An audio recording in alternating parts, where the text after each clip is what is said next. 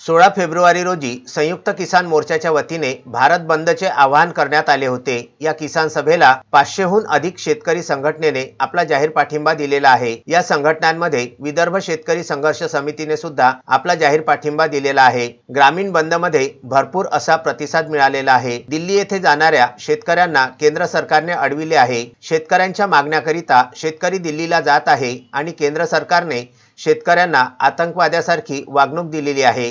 त्यांच्यावर प्लास्टिक व अश्रू गॅसचा मारा करण्यात आलेला आहे। शेतकरी जखमी झालेले आहेत। या निषेधार्थ संयुक्त किसान मोर्चाच्या वतीने ग्रामीण भाग बंदचे आवाहन देण्यात आले। भारताचे पहिले कृषी मंत्री डॉक्टर पंजाबराव उपाख्य भाऊसाहेब देशमुख यांच्या जन्मगावी पापळ येथे बंद पुकारण्यात आला। या बंदमध्ये व्यापारी संघटनेने जाहीर पाठिंबा दिला, तसेच गावकरी मंडळींनी सुद्धा साथ दिली आणि पापळ हे गाव कडकडीत बंद होते।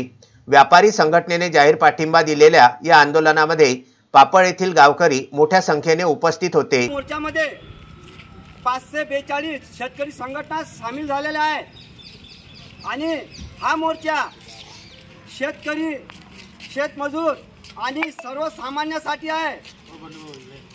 आज आपला देश कृषी प्रधान देश आहे आणि या देशातल्या शेतकऱ्याला आतंकवादासारखी वागणूक देत आहे।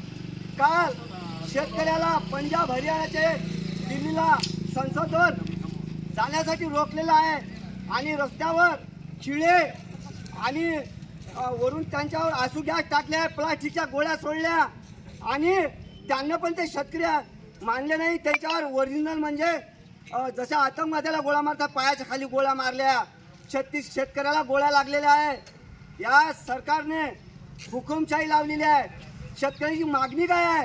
त्यांची मागणी आहे आम्हाला हमीभाव ठरवून द्या, 3 कृषी कायदे रद्द करा। यासाठी ते आपली मागणीसाठी संसदवर चालले होते, त्यासाठी रोखलेलं आहे।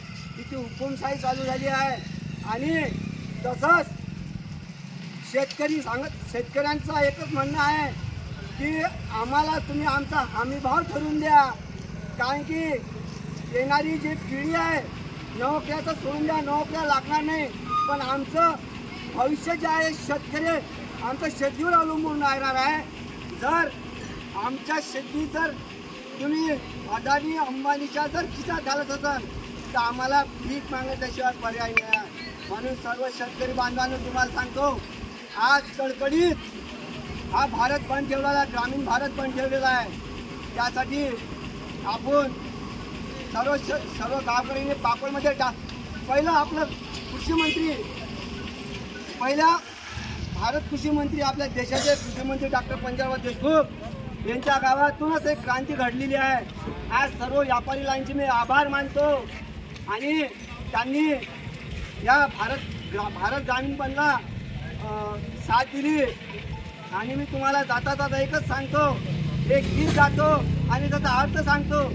हल चलाया तूने, अरे तूने फसल उगाई, कैसे ले जाएगा कोई, ये है तेरी कमाई।